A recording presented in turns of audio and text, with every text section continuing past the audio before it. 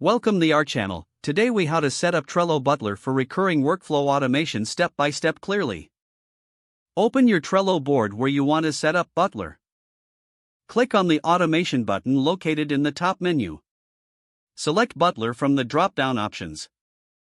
In the Butler dashboard, choose the type of automation you want to create. For recurring tasks, click on Calendar. Select Create a new rule to start setting up your automation. In the automation settings, choose how often you want the task to repeat. You can select options like daily, weekly, or monthly.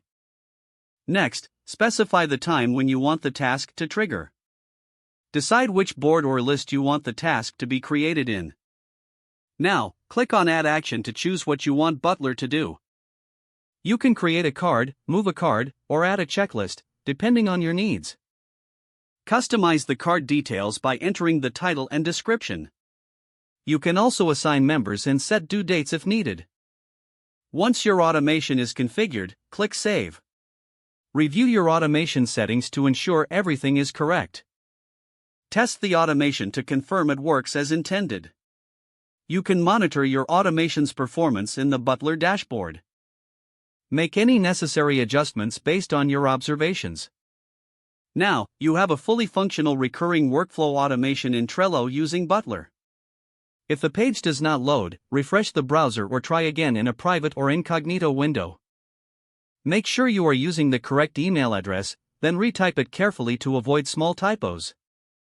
If your password is not accepted, use the reset option and create a new strong password you can remember. Check your spam folder for verification or security emails, then complete any requested confirmation steps.